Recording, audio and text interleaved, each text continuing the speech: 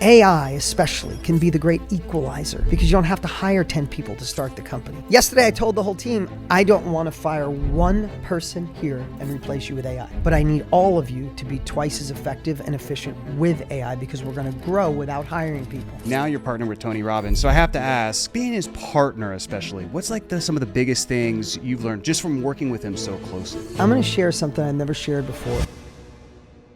So one of the most impactful things you've told me, and this really was something that I just thought it was so cool. It's how I shifted really looking at business is you want to make sure you don't have a campaign, you want to have a company. Yeah. So can you expand on that and kind of what you've learned and seeing people over the years making that mistake? For sure. And first off, I want to tell you, it's been fun watching your journey. Thank you. I think we hired you as a consultant several years ago and connected you with Tony's company and watching you evolve, grow, shift. I mean, it's just the journey. And you're a prime example of what I'm going to talk about, the difference between a campaign and a company. Right. I think you're experiencing it right now. And I appreciate you giving me credit on that, but you did all the work. And sometimes you just hear something and you go, oh, yeah. And that's very specific for the industry we're in. Mm-hmm. But it could be related to anything. And what I meant by that is I've been in the industry of helping people go faster with my experience, right? I first was inspired by my partner, Tony Robbins, 30 years ago. And I said, I want to be in that industry. And during that time, when you start any business, you don't know what's going on. You're confused and you're figuring things out and you're modeling other people and you're making mistakes and you're learning and growing. You're taking knowledge and someday it turns into wisdom after you get beat up a little bit, right? But as I was growing, I remember prior to the internet, I used to be on infomercials because the internet didn't exist 30 years ago at the way it does now.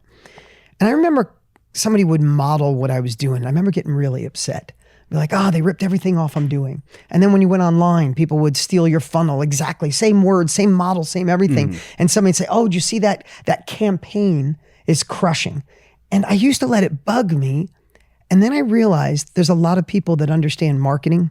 They can model a funnel that worked, put it in their words, and it'll create results.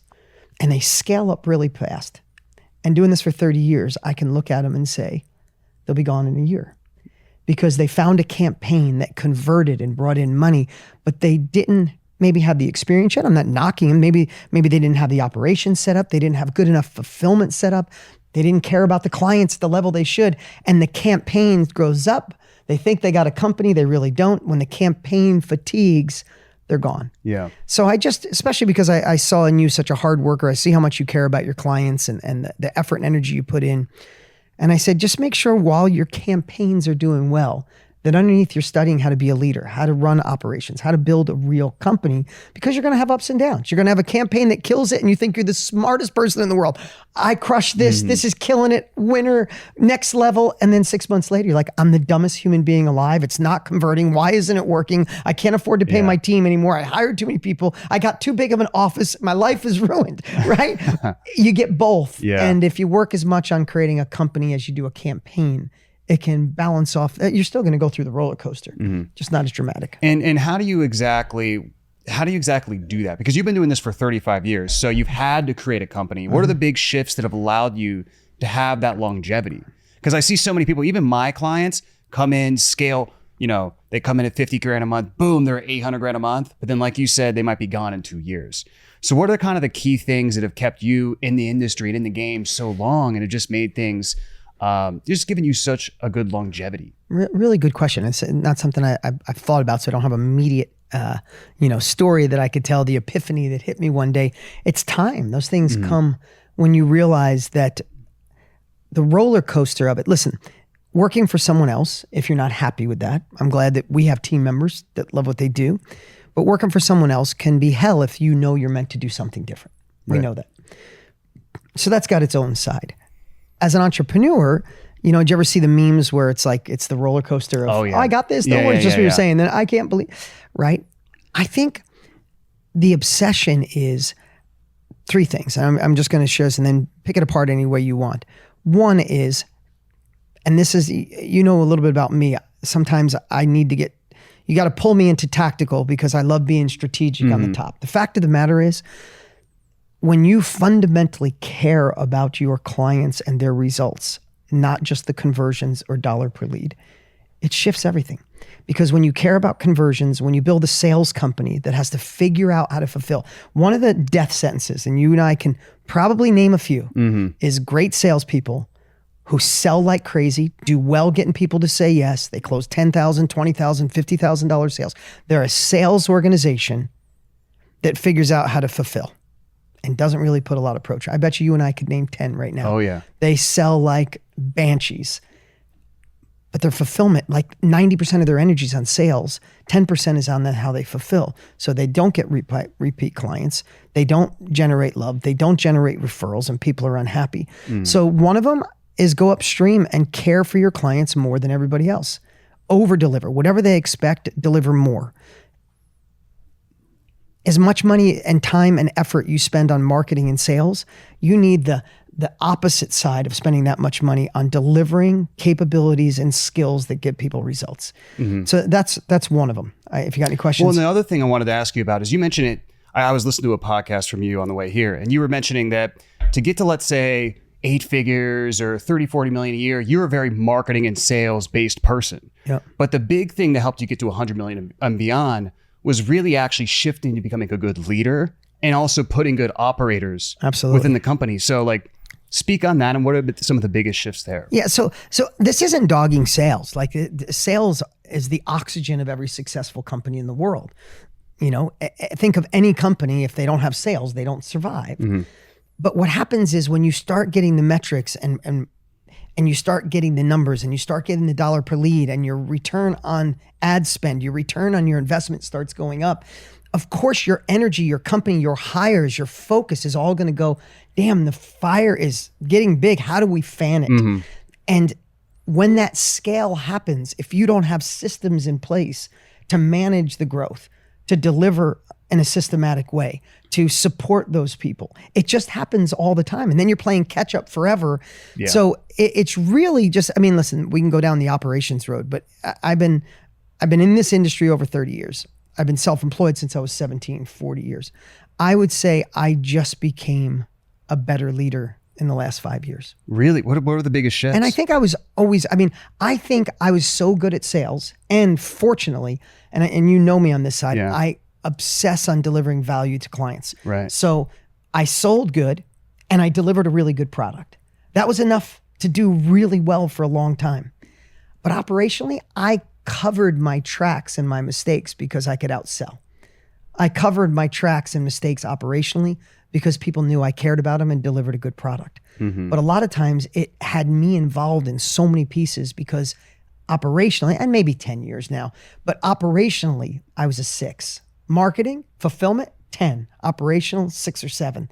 And that took so much of my time and made scaling so reliant on me that when I realized I got one spot to fix, and I geeked out for about 2 years straight. Not only read every book, interviewed every leader I possibly could. Obviously, Tony Robbins is my partner, and he's so good at leadership training. And I just realized that the subtle nuances of relationships, building deep, understanding your leaders, understand what their pains are, their goals are, their constraints, their worries, their weaknesses, their strengths, and supporting them in an individual way, and then giving them the authority to win or lose. It's like parenting, right? I was probably like a micromanaging parent. Like, don't do that, and I'll do this for you, right? Because you build it you build it from one person, and all of a sudden you got 150 employees. Sometimes that one person mindset sticks. And the unlock was really empowering the team, trusting the team, hiring the right people, letting them learn on their own, even though I could have fixed it in many ways, and then meeting them where they are. And it's been a huge transition the last 5 years. Yeah. And I know you've also hired really, really great operators to come into the company. But a lot of times, like what I know a lot of my clients worry about is when they bring in those operators, it becomes like they're this COO and everything becomes bureaucratic. So how do you kind of keep the entrepreneurial spirit, So like you're getting married soon, right? Yeah. Okay. It's like a marriage. If you're into personal development, fitness, you want a family someday, would you marry someone who wasn't into personal development? They read gossip magazines, didn't work out, never wanted kids, No. right? But it's like, what if it was that person, but she was the most beautiful human you've ever seen in your life? That's sometimes what we do. We hire a person with great potential. They rocked it for other companies. They're beautiful in what they do, Right. but their values don't match who we are. And I've done that before. You gotta hire based on values and alignment first. You want an A player that's hungry, that's a killer, but has to have your values. Secondly, and this is a really important one to hear, and I've made this mistake, is sometimes we hire A players that are hungry, perfect, and because we didn't hire at that level before, we didn't hire that COO or that operator before, we don't have a great onboarding process. We never had to do it. So we take A players and onboard them in a really horrible way. We set them up to fail, and in 90 days, you're like, I got to fire this person. 100%. I've done it. And you know what I've done? I've had 90, 120 days in, go, not the person I thought they were, let them go. And I'll hook them up with another company just to be nice. And then the person call me 3 months later and go, thank freaking God, best hire of my life. Dude, you changed, this guy's going to be with me forever. And I'm like, we did it. You know what I mean? Like, so be careful. If you're hiring an A player, you need to know how to onboard an A player to get them really immersed in your values, your culture, your goals, your constraints, everything, where you're going, where you've been, and all that. Yeah. Well, that's one of the things we found too, even with just salespeople, but also executives, is a lot of times, because I'm just such somebody, you can throw me into the fire. So I will just throw them into the fire, and then what happens is they just don't get off to a good start in the first couple of months, and then they lose their confidence. And then they're asking themselves, is this even the right place for me? Did I make the wrong decision? And so we burned a lot of good people. Right. And they feel this is a chaotic company. Yeah. And the solution's really just like putting 10 times more of the effort on the front end. It is. So talking about kind of the industry and the economy and also messaging. So we're kind of in this place where the economy just kind of hasn't been good over the last several years. And even now, the top 40% is doing well. The bottom 60% is getting less affordable and less affordable. And so they're not necessarily reaching as much as they were, but they're kind of going for a life raft. And so you've been through this through the last 35 years, kind of having to pivot the company, meet people where they're at, adjust your messaging. How do you sort of think about how to lead your company and also the marketing through kind of these like economic transitions? Really good question. If you don't mind me being a little nostalgic, I've been doing this long enough that I was in business in 2007, 2006, when it was the last big, felt overnight dramatic crash. Every other house in a neighborhood was for sale. Every fourth house had a foreclosure sign on it. Right. And I taught people how to invest in real estate. Yeah. So good time to be in that industry. And so I share that because there was an analogy that prompted, and that shift in the market, Cole, actually took me from one of the educators in the real estate space, because that's where I started. I was a broke kid who got into real estate. So that's what I taught for almost 20 years. That shift in the market, because of one mindset shift, took me from being one in the crowd. Within 2 years, I was the largest real estate educator in the world with several hundred employees and doing events all over. And it was and this is a simple analogy, but hopefully it sticks forever. And I haven't told this in a long time. But when the market shifted so hard, I was trying to figure out, how do I meet people? Right now they're saying real estate is the worst thing in the world. Everything's in foreclosure. Nobody's buying. You can't fix and flip. By the time you buy it and fix it, the house is worth less because the market's going down, right? Yeah. So I remember thinking of this analogy, and it became around the Titanic. And you made me think about it when you said life preservers. Right. Because I thought, when the market is good, 2006, when the economy's going good, it's like getting on the Titanic, the biggest ship, the fastest ship of all time. It's going to take me to America in the fastest way, most luxurious way possible. It is aspirational. You get on that feeling. But then all of a sudden, Titanic hits an iceberg. And you're in the water and it's freezing. Sometimes we don't adjust our message quick enough. The same thing that if you and I were salespeople to sell tickets to the Titanic, that messaging, now all people care about is a life preserver. Right. And sometimes we adjust 10% when we have to adjust 20 or 30% to meet people where they are. So I remember watching other people in the real estate education space talking about the second house and making money. Just and I'm like, inflating the claims almost. Yeah. And I'm like, that's not where they are. People just want to feel safe. And I wrote a book and switched the message to say, hey, fix and flip is dead right now. Buy and hold is scary. I said, but there are institutional buyers buying houses cheap. I could show you how to make a good living it was called wholesaling at the time. But long story short, I sold life preservers and I shifted my message into protection. Because listen, if you know how to sell better, can you survive a tough winter? Of course you can, right? If you know how to impact, if you care about your clients, there's foundational things that no matter what the economy does, there are people that are going to survive. So I would shift into the mechanisms that protect people. So I shifted my whole messaging into protection mode, selling life preservers. That's what I told the team. I shifted scripts, philosophy, wrote a book about it.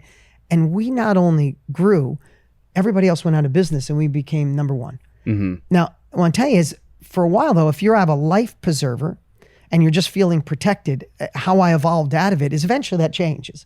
And I remember being a year or two in and things were getting a little better. And I thought to myself, we got to kick them. Now they're getting comfortable with all the craziness. Like when craziness first starts, it's like shocking. And then you get kind of used to it, right? Foreclosure talk when it first happened was like, oh my God. Then it was like, yeah, all my friends are doing foreclosures too. It's an easy way out, right? Yeah. You get used to it. So then I thought to myself when we were about 2 years in is I got to kick these people off the life preserver. I got to get them disturbed with inaction because when everybody else is sitting on a life preserver, if you're the first one to take action, sell better, flip better, buy better, sell better, love better, if you're the first one to shift, then this is an absolute unfair advantage. So I shifted my message away from life preservers as to get your butt off the life preserver. It's time to do work again. And then we went back up into the aspirational piece. So I think just looking at those phases is we have to dramatically shift the way we communicate with people. And sometimes it's not the offer. Right. It's just how we communicate the offer. It's the packaging. It's the packaging around it. Yeah. And so one thing I want to double click on too is that a lot of your competition kind of got wiped out during that part. Because I know a lot of my clients are like scared of, okay, what's going to happen with the economy? What's going to happen with this? But if you're able to pivot like you were, it was actually one of probably the best things that helped your company get to where it wanted to go. The best thing. Yeah. The best thing. Sometimes people with a campaign aren't going to make it through. People with a company will. It's why you'll always hear me go upstream and talk about mindset and the foundation of that. Because when things shift, if the voice inside your head is saying, this is scary, you have AI coming, a bad economy, you don't know what's going on, can we really survive? If that dominates your thoughts, then you don't have space in there for innovation, creativity, how to shift your messaging. It just doesn't. So protecting the voice in your head, protecting what you allow to go in, protecting who you surround yourself with. There's a person next to you say, Cole, you always come through. You're going to find something. I know you're going to thrive through this. Or, hey, do you think we should downsize? Do you think we should protect ourselves through this? This is, man, I don't even know if you're going to, I don't know if I'm going to make it. I don't know if you're going to make it. You have to protect yourself against all of that because the outside voices, I'll just be honest, they're going to get louder, especially where things are going. They're going to get louder. They're going to get scary. And if you don't have the focus and the energy on the creativity you need and the innovation you need, you fall into a trap. And I bet going back to creating a company, not a campaign, when your team can see you pivot in those hard times too, I feel like it really solidifies things. Like one of the things my company's told me is when we went through around like, I think 2022, 2023, a lot of the industry got really hard and we still were able to keep going. And a lot of people, it makes your team also feel safe that they can actually even rely on you too. Absolutely.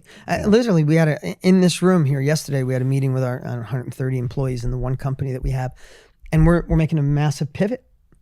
And I told them, I said, I wanted everybody to be on the same boat. And I said, the reason we're pivoting is because the world is changing and most people are going to wait and we're not. We're going to meet people where they are. We're going to get out in front of this wave. I said, and I laid out all the things we're shifting. And then I told them the purpose that we're shifting. This isn't just change for change. I've been doing this for 30 years. My intuition, my gut tells me this, but the data tells me this. And with this shift, we're going to meet people where they are. And I watched, I get to see 100 of them on the screen in front of me here. I watched like relief because everybody's scared. Yeah. And then I said to him, who right now, if you're being honest, you're excited where the world is going because of AI and all the cool things, but simultaneously at the same time, you're scared to death. there was 100 yeses, right? People are scared right now. People are in this, are the changes AI? Is AI gonna be Armageddon, get the nuke codes and steal everybody's job and make us lazy and make us dumb and end the world? Or is it going to cure cancer, allow us to do repetitive work and let me be more innovative, more creative, and more time with my family? I think we're in the middle looking at both right now going, damn, I don't know which one. And sometimes we get caught in that middle and we don't realize it. And if we're caught there as leaders, then our team's caught there. Our spouses are caught there. Our kids are caught there. I think this is a time that we have to be leaders in the strongest way. Even if we're scared on the inside, we got to find whatever it takes to create an unstoppable, courageous, move forward anyway mindset, because the people around us deserve it. The people we love deserve it. Yeah. And so speaking of making pivots, because, we were at dinner the other night with a bunch of high-level entrepreneurs, and we were kind of going around sharing a little bit about what was going on in our business. And one of the things that was really interesting is almost everybody, even including myself, had a big upward trajectory. And we were all kind of in this phase of like, what's the next level, or how do we reinvent yourself or ourselves? And you shared a really great story about when you reinvented yourself, kind of going from real estate to personal development. Yeah. And I was wondering if you could share that, and what are kind of the keys if you feel stuck for a lot of those higher level entrepreneurs out there to sort of reinvent themselves and get to the next level? Yeah. And so I forget the context of how we got there, but I'm glad the story landed. But there's a fine balance. One is making sure that every time things get hard, you don't look over the fence and think the grass is greener in your neighbor's yard. So we have to make sure that, because there is a fine line between I'm ready to evolve to something new, or this thing's not working. It looks easier. I'll start a sales training organization. Right. And then you're almost there. It's like, oh, this is hard. There's a lot of competition out there. I'm going to teach people how to do this. And that happens. So you just got to be you got to make sure you're giving the opportunity you're in everything it's got, right? We're in a place where we're a mile wide and an inch deep rather than an inch wide and a mile deep. So just put that in the back of your head. Secondly, though, there are times when you know it's time to pivot. And I enjoyed educating people for years on real estate, but partnering with Tony Robbins and knowing that the foundation of all success is personal development and getting an unstoppable mindset, and looking over 30 years of being an entrepreneur, I found these habits that shifted my life in a huge way. And I just had the passion of saying, I want to go upstream. I always talk about that upstream. Like, how do I go above? So if people use this, they can be successful in anything. And I wrote Millionaire Success Habits, and I went all in. And the truth of the matter is, again, I don't remember the context of sharing it, but during a shift, let's talk about, you're not a dabbler. You've gone deep in one company, but you know it's time to evolve. So we know that. When it's time to shift, I believe the universe makes you pay that success tax hard. Because sometimes we forget how hard it was to even start the first business we're in. Yep. Right? If you go back to when you started, when your family's like, you really want to do this, Cole? And can you get it? And the first time you couldn't make payroll because something went sideways, or, all those things, you kind of forget about it when you have momentum. Now you're thinking cost per lead, dollar per lead. You're thinking high level operations to hire. Where am I going to move with my new family? If I have kids, what school are they going to go to? Is it private school? Should I get a nanny? All those things, like you start forgetting.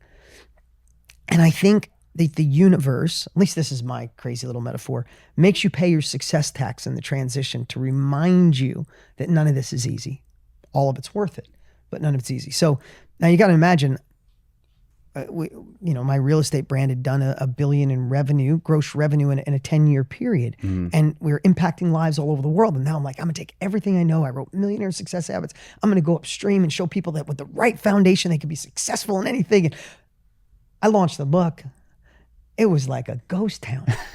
We were selling 200-300 books a week. I was used to selling thousands and thousands of books a week. And I went all in, from the coaching to a mastermind to everything I knew how to do.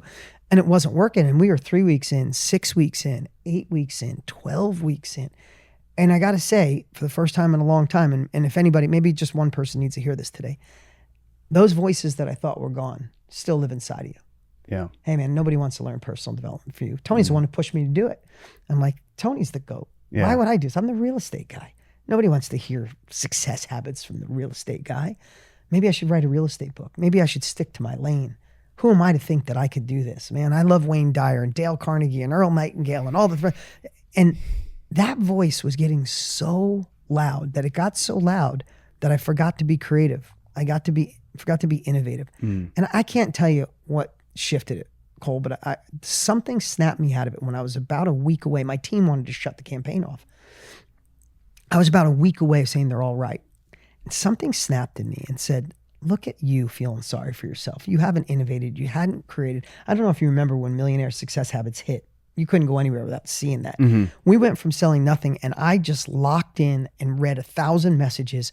I shifted. I filmed 20 ads in one day. I filmed another 20 that following. Within 2 weeks of just shifting my mindset, I wrote the book Millionaire Success Habits, and I was thinking, poor me. The voice was holding back. I wasn't innovating. I wasn't creating.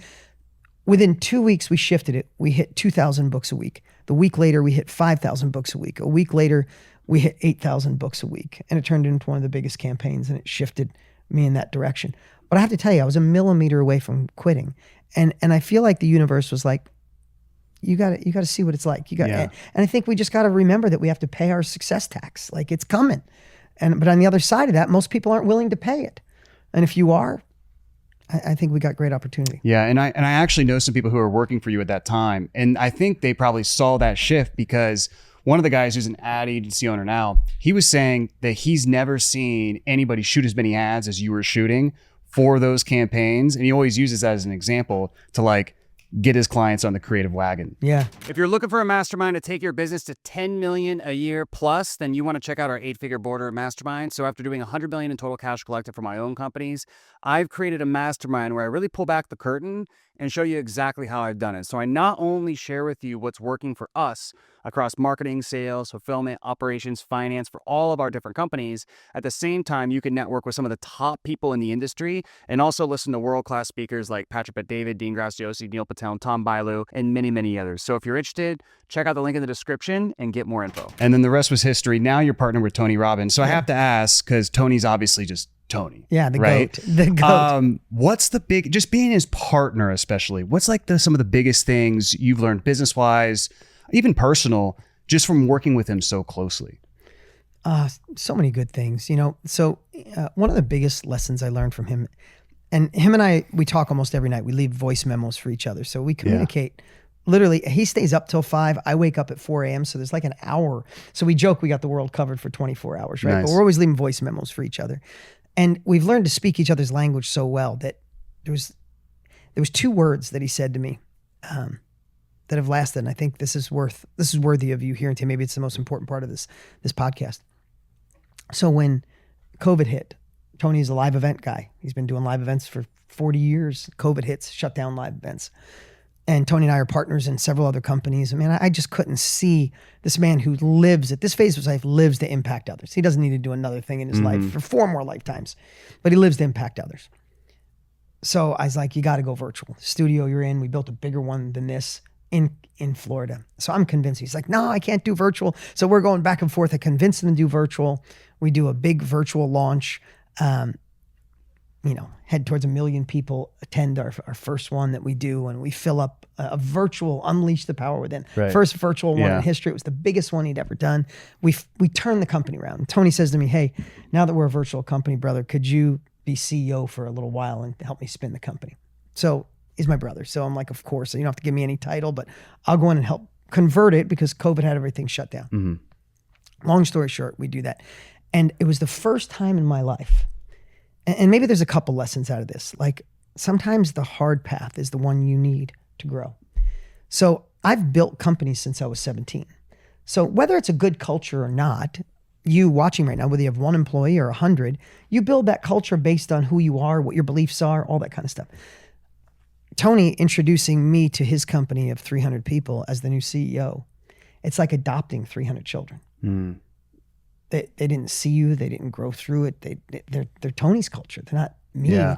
Tony on a company-wide meeting said, Dean's our new CEO. Some probably thought, Dean's his friend. Why is he doing it? Maybe he wants significance. And as I go in there, it was cool for me because I saw from the outside in things that I know what I'm good at with marketing and shifts. And we really made massive leaps. But there was a lot of people like, hesitant, pushing back to channel talk, all those Right. pieces. And I was being efficient, Cole. I was like, that part's broken. We need a new got to shift the ads, got to change the thing. Don't jump through so many hoops. Asked you to come in, help with the sales team. I'm making all these moves and I'm ruffling feathers without realizing it. Oh. And Tony got on the phone with me and really simple. He said, you are really efficient, but sometimes we have to be effective. And what he meant was, I was moving so quick to try to save the company. I wasn't building relationships. I wasn't being effective by slowing down and going, hey, Cole, you've been with this company for 18 years. I get it. I seem like Tony's friend. I'm only here for one reason. He's already my friend. And this is what I told everybody. He's already my friend. So don't need that. We talk every day. I don't need his money. I don't need significance. I already own my own company. I'm only here because I want to help shift this company because Tony has changed so many of our lives. You, me, everybody included. And I wanted to, and when I started getting effective is when I built relationships with the leaders and everything went in hyper speed. That's wild. And I learned to, taking that on taught me how to be a leader, because when you adopt 300 employees, you got to learn you have to truly become a leader, else nobody's going to follow you. Yeah. And so effective and efficient. Another one that's really powerful that I was with my kids this weekend for spring break, and we had every day we had a little mastermind, and the last day's topic, just an hour a day with the kids, older ones, was about, instead of focusing on what you're going to achieve, how about focusing on who you're going to become? And I talked to them, and Tony's a big one on that. He's like, you can achieve anything, but if you don't become the man or the woman you're proud of, then what's it all for? And my kids were like, what does that mean? I'm like, okay, 5 years from now, people are sitting around and they're describing you. What are they going to say? And I asked them, and my daughter was like, I want to be a hard worker, not just Dean Graziosi's daughter. You know, I want to be innovative. I want to be creative. My son said, I want to give advice. I want to help others. I'm like, if we focus on, because Tony Robbins asked me that at 47 years old. He said, brother, you've accomplished so much. You're going to do millions and millions more. But who are you going to become in your 50s? And I remember, like, that hit me hard. I was like, what kind of father do I want to be? What kind of leader what kind of friend do I want to be? Right. What kind of, and if you focus on who you want to become, I think there's no way success doesn't follow that, because you're so in alignment with who you're meant to be. Yeah. That's a couple of things. I know it was a long answer to a short question. No, it's really, but the really good. effective and efficient thing, even though it might not sound that way because we talked code, I knew what he meant immediately. Yeah. I'm like, I'm just blowing through. Fix this, do this, do this, do this. I'm the same exact way. And it's interesting even too, when I was working with Tony, I kind of did the same thing. I'm like, let me just fix everything all at once. And where I felt like I ended up adding the most leverage was really creating a great relationship with the managers. Yes. And it's like, okay, I'm your servant. How do I just support you guys? And how does it change when you do that? Immediately, you're like, yeah. Duh. And they still text me and ask me questions. And I help them out. Or I saw one of them at an event. We sat down for a couple hours. We're talking about the business mastery team. And it's just kind of, I know it sounds cliche, but it really is that like servant leadership. It is. Another thing both of you guys are really good at is building relationships. And I know, like, when you've had problems in your company, you can round up all the experts in a certain domain and then have a mastermind and solve that problem. And you told me one time, it's always stuck with me, is Tony opens all doors, because he's so good with relationships.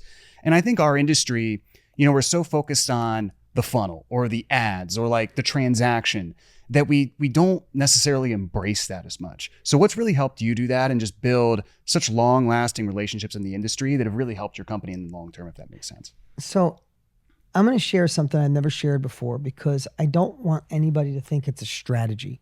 Mm-hmm. Maybe because I'm a little older than most people in the industry and I still work every day like I'm broke. I joke, I don't just work like I'm broke. I work like I'm broke and I owe somebody money. Yeah. I just love what I do. But sometimes we feel like people are our competition and you got your own industry secrets. It's like a chef who has their own recipes, and you kind of protect those recipes. So I don't want you to think, I'm not saying it's a strategy, but for the last decade especially, I love serving first, helping out anybody I can with what I know. And when you do that, expecting nothing in return, the only way that works is if you don't keep score. Right? So if there's something I can do to help you, it's not like I'm going to help him, but he better help me with my sales team. He better give me those secrets. If you could find a way to help out more people in the industry that everybody else might think is competition, if you look at the people I'm blessed to be able to help, and serve. And get, if I have a strategy, I can make a phone call. I mean, we launched a community and continuity, and I sent out one text, and 3 days later I had Alex Hermosi was here, Dan Martell was here, Stu McLaren was here, everybody who was great with community. They were here 3 days later. It's like, let's put our best ideas together. But when Alex was selling his company, he spent a day with me 5 years ago talking through acquisition.com. I just gave him everything I had. When he was doing a book launch, I gave him everything I had. He took it to a whole nother level. I'm not taking any credit for Alex, but I gave him my entire book launch. I sent my team down to set up his studio. Yeah. And when he's like, what can I give you? I'm like, my reply was, I want everything from your launch right of the decimal is what I told him. He sent me a check for like 8 cents as a joke, right? I said, I want everything right of the decimal, right? Yeah. But there's people who do that in your life that they're doing it because they're eventually going to ask. Do you ever have somebody reach out and be like, hey, Cole, how's it been? You're like, yeah, here it comes. Here it comes. Yeah. Right? Yeah. Do you ever, maybe your girlfriend or friend like, oh, look at this text. You know what's coming next. Yeah. Right? But what if you're the person where it's like, damn, when Cole reached out, man, the guy just always wants to serve. And I think I try to do that, right? I saw when Cody Sanchez was growing in the industry, and there was a couple things I knew could absolutely shift what she was doing. I reached out to her and she's like, oh my God, why'd you reach out? I'm like, hey, here's 3 things. That was like 5 years ago. I talk to Cody on a regular basis. Anything I can do to support her. I'm not looking for anything from Cody, even though she'll speak at any one of my events and do whatever I want. So my point is this: masterminding, brainstorming, delivering more than you ask for, it compounds to where people can't wait to pay you back when it's time. And I think that's a subtle shift. That's why Tony and I own mastermind.com. Right. What's the fastest way to solve a problem? Put smart people in a room with a collective outcome. You're going to get it every time. Yeah. And speaking of the one you put together about community, another thing I was going to ask you is a big part of really creating a company and not a campaign is getting customers who come back and really building the relationship with those customers. So when it comes to, because I think you guys just do this so well, if I ever speak to any of your customers, they're just diehard fans. And so like, what are kind of the tactical or things that you do that sort of build that community and keep people around for a long time, if that makes sense? Okay. So here's something, really take this one to heart so Tony and I started an AI education company. And the reason we did that, I didn't even call it AI education company. Tony called me about a year ago and he said, this AI is going to freak people out. And they're going to get overwhelmed. They're going to always feel behind. We got to apply our methods to AI and help people. So within 90 days, I interviewed 50 AI experts, from Mark Benioff of Salesforce down to people that we knew were crushing it, being innovative, creative, and just looking for pattern recognition. I'm not an AI expert. Tony's not an AI expert. I mean, we're way more of an expert now after interviewing 50 people. You see common threads, right? But here's the part that and AI helped me extract this. Like, what makes Tony's education stick? What makes raving fans that actually get results? I mean, that's what we all want. You could be good at sales and have a good product and still be good, but you're good at sales and have a product that blows people's hair back. That's why you do so well. That's why Tony's done so well. And AI was the perfect example, Cole. So this is what I want you to hear. Right now, the federal government, Department of Labor, put out AI training for free. They spend tens of millions of dollars. It's a good training. Nothing wrong with it.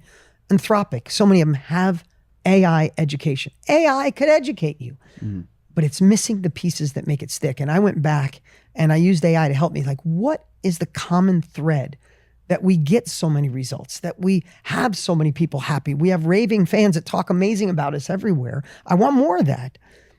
And it broke it down to the education is really step 5.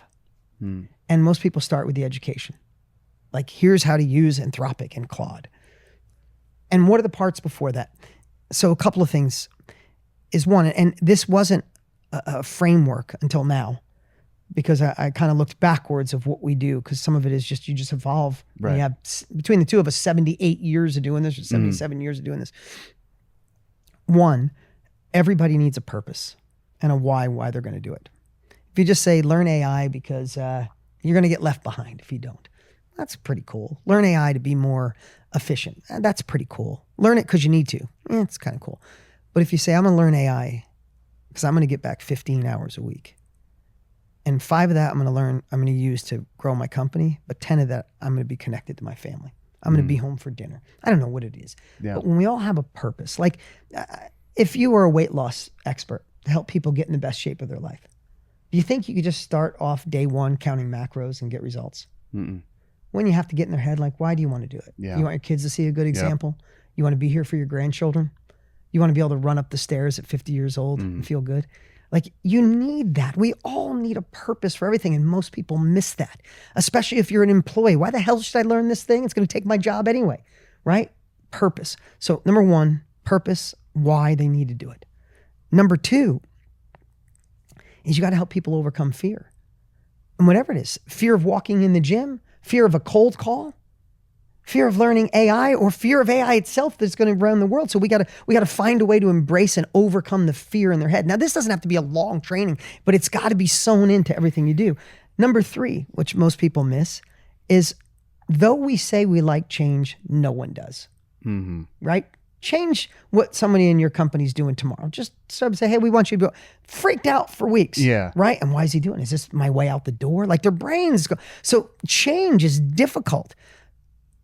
So we have to embrace change. We have to give them a mechanism in which they see a bigger and better future by the shift than staying where they are. And then the fourth thing we have to do is clear the clutter. If you think of sales, there's a million ways to sell, but you have a framework that puts you right down a lane. Follow this process. With AI, there's 50 new tools a day coming out. Like, do I do this? Do I need to get I need to get a Mac Mini and a Claude bot? No, don't do that. Just do Claude Code. No, Claude Code's too hard. Oh no, but Claude has co-work. No, there's and then you get frozen. Yeah. When you clear the clutter and go, hey, there's a lot of stuff out there, but here's one path to go deep. So if you think about it, if you give them a purpose, you overcome their fear, you get them to embrace change, you clear the clutter. Number 5 is you get the right to educate. Right. And when I looked, it's what Tony and I have been doing naturally for decades and without even realizing it. So even in my real estate, people used to rip off my real estate education, and I'd always think, they're going to do as good as me. They just jumped to the education where I worked on the purpose, overcoming the fear, embracing the change, clear the clutter. And then there's a 6th step, is help them to utilize it on a regular basis. Yep. So once you educate them, once you learn AI, now how do I, using AI as an example or losing weight as an example, how do I maintain the weight? How do I put AI into my life on a daily basis? And most people miss the first 4 steps and number 6, and they jump right to 5. Yeah. A long answer to a short question, but. No, it's really good. And you're talking about also educating your clients and your members and all that stuff about and your that. team. But I was going to say, even your team. You're probably using the same framework for your team. I am. Yeah. And so yesterday I told the whole team, I'm telling you right now, I don't want to fire one person here and replace you with AI. Right. But I need all of you to be twice as effective and efficient with AI, because we're going to grow without hiring people. And there's no way you can survive if 6 months from now you're not using AI to go faster. That means you self-select to go. Right. That's literally what I told them. And that gives them more leverage. And so when the company grows, they're going to make more money too. Of course. Yeah. Of course. Is there anything specific, interesting that you're doing with AI, with the team, that's been impactful so far within your company? Yeah, a lot of things. I mean, the depth of data you can get so quick. Right. You can break down data and understand people's decisions, their choices. I'm sure you're doing it every day with using AI to analyze sales calls and coaching calls, right? In a moment, what you used to have somebody listen and try to, this is pattern recognition at hyper speed in seconds to find, where they lost the sale or where they didn't make an impact, where they didn't listen, follow-up sequences. I mean, can track their people's moves and meet them where they are, all those pieces. But what I really love is this evolution of where we're at now. I don't want to go down the road of agentic AI and all the pieces, because I think it seems so big. It's like, and especially when you got people online saying, AI runs my entire company now. I mean, we're getting there, but but what I love right now, like on my phone, I have an AI assistant. I call him Marco. I'm Italian, so all of our AI agents are Italian names. It's pretty funny. Nice. But the evolution of getting AI to know you deeply, right? To know you and your company. So the first thing was just a big open for me, a big lift, is when I really trained AI to know me, to know my company, know the metrics, to know my goals, how I think, how I sell, my values that I want to sell through service, my ideal client. When I fed all that in, it went from being super helpful to being truly a partner that thinks like me, talks like me, goes faster, helped me get better answers quicker. So the first step was getting it to know me. Then my answers got better. My thinking got better. And then all of a sudden it worked alongside of me. It helped me get things done faster. And now the evolution is because of so many changes in the last literally 8 weeks. An agent isn't as hard as it was. Now an agent could be set up in a day, simple. Now, not only does it know me and work alongside me, now it's working for me. Right. So Marco's doing work for me right now, some research. We're doing some fun stuff with JP Morgan, and it's doing research and creating a deck for me right now while I'm sitting here. Yeah. Right. And so that's this next evolution. And again, I just want people to realize that this is coming. Everybody knows that. But don't think of it as replacing you. Think of it as allowing you to become more human. Mm-hmm. Because today, like you asked me to do this interview, the reason I have this time to sit with you right now, especially we're a week before one of our big events, Right. is because I have AI helping me do a lot of stuff. It's not replacing me. It's not taking my words. It's allowing me to do things like this. It's allowing me to think more creative. It's allowing me to do more things that actually make me human. And that's what I want for our entire team. And I think everybody should want that. Listen, we have a choice to choose that AI is going to ruin the world or save the world. What we believe is what we're going to feel. Mm-hmm. You might as well believe it's going to save the world. Right? Yeah. We can choose to believe what we want and then find the time to make it a part of your everyday and your team's everyday. Yeah. And so I know you have a launch coming up Yep. with AI Advantage. Yep. So that's all about this, Yep. right? Do you want to talk about what that is for a second? Yeah, it's on April 23rd through the 25th. Yeah, when Tony called me a year ago and said, let's create an AI education company. Again, we're not the tech guys, but we interviewed the top tech guys and then we partnered. Right. We interviewed 50 people. One of the guys we interviewed was Igor Pagani, who's one of the top YouTube AI educators. And we bought his company and made him our head of education. Oh, geez. So now you got Tony and I's foundation and a guy that has the same values, knows how to take complex things and make it simple. He's on the cutting edge, but knows how to talk to the average person. We made him our partner.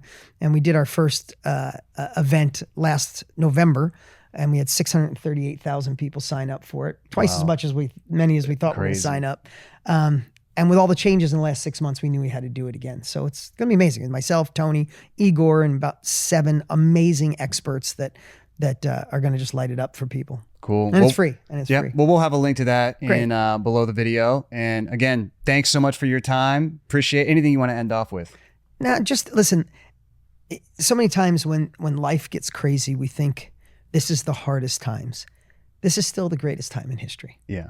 Would you want to be alive 100 years ago, 500 years ago, 1,000 years ago? This is the greatest time in history.